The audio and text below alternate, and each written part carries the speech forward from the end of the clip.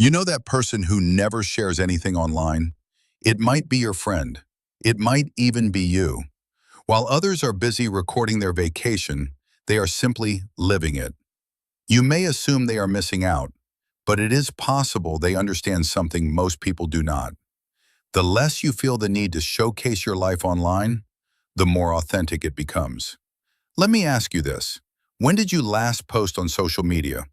And when was the last time you considered posting, then decided not to? That pause, that moment of doubt, says everything. Because between opening the camera and pressing share, a mental process kicks in. You start asking yourself questions. Will people like this? Does this make me look good enough? Is my life interesting enough to earn approval from 250 followers I barely know anymore? A sociologist named Irving Goffman once explained that people wear different masks to shape how others perceive them. But social media did not create this behavior. It simply placed that mask on a stage with an audience of billions, and it made it permanent. A single bad caption is no longer just uncomfortable.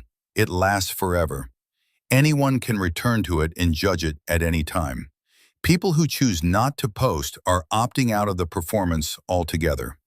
Research shows that around 39% of social media users are what scientists call lurkers, people who scroll but never share. That label sounds unsettling, like someone hiding and watching silently. But a study published in Frontiers in Psychology revealed something important about this behavior. When the pressure to post combines with the fear of judgment, something gives way.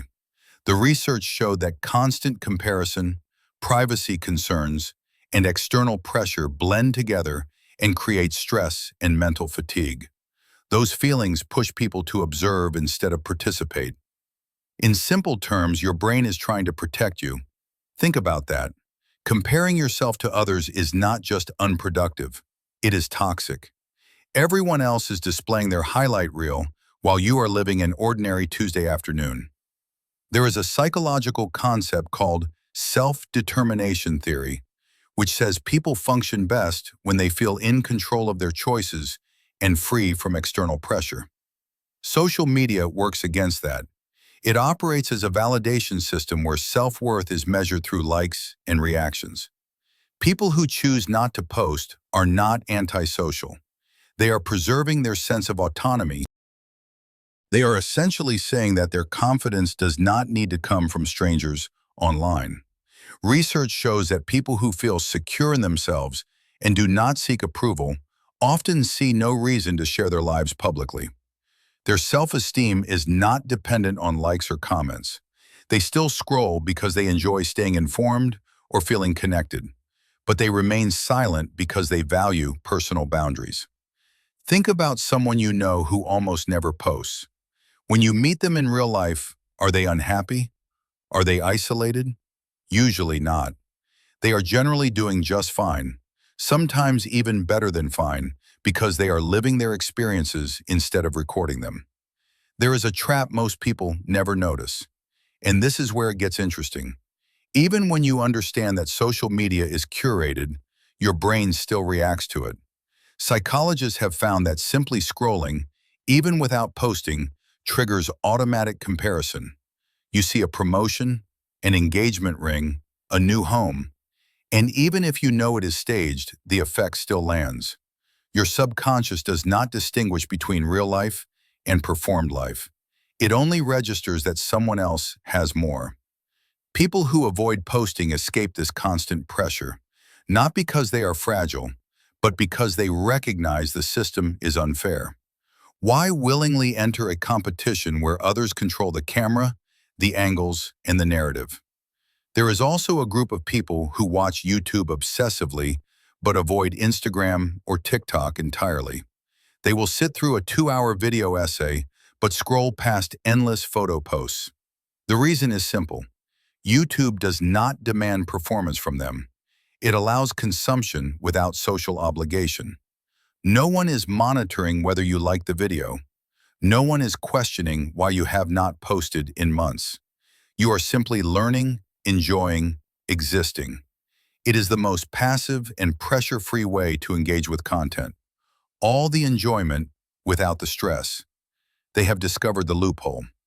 But there is another layer to this. People who stay away from social media often have fewer friends, but much deeper connections.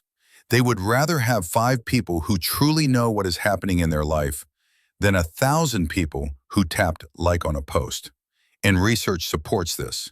Strong, high-quality friendships are far better predictors of happiness than large numbers. 10 meaningful conversations are worth more than 1,000 reactions. And this is where it gets even more interesting. Not posting does not mean not caring. These people are often highly observant. They notice details others overlook. Shifts in how often someone posts, changes in tone, a carefully constructed story that feels slightly off. They are not disengaged. They are paying attention, just quietly. They choose understanding over performance, reflection over broadcasting, deep over noise. Psychologists describe 2 forms of self-awareness. Public self-consciousness focuses on how others perceive you. Private self-consciousness centers on your own thoughts and values. People who avoid posting tend to lean toward the second. Instead of asking, "How will this look?" they ask, "How does this feel?" This is not overthinking, it is emotional intelligence. When you are no longer managing a public image, you gain mental space for real self-reflection. Space to ask difficult questions. Space to build an identity that does not depend on outside validation. And that creates something powerful. A sense of self that exists without an audience. Here is what many people miss. Choosing not to post is not the same as hiding. It is not driven by fear. It is about control. It is the belief that your private life has enough value without being shared for consumption. It is understanding that some experiences lose meaning when you perform them. That sunset feels richer when you are not taking photos. That conversation feels deeper when you are not composing a caption in your head. That achievement feels more fulfilling when it belongs only to you. Researchers have found that people who rarely post often show higher levels of self-awareness and reflection. They are less affected by the emotional swings that come from tying self-worth to likes and comments. They are playing a longer game. But here is the part no one talks about. The same traits that lead people to avoid social media, control, reflection, inner security, are exactly what social media claims to offer. Connection, community, self-expression. Social platforms promise to bring people closer. Instead, they created a performance economy where authenticity is rare, where silence feels strange, where not posting seems more unusual than posting constantly. The people who opt out are not rejecting connection. They are rejecting the rules. They are saying they will connect on their own terms, in real time, without the performance. So here is something to think about.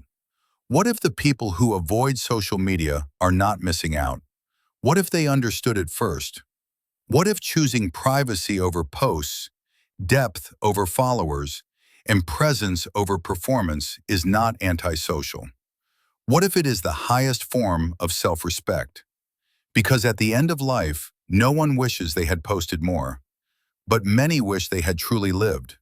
The quiet ones are not hiding in the shadows. They are simply living in the light, beyond the reach of cameras. If this resonated with you, please subscribe. Your support truly means a lot.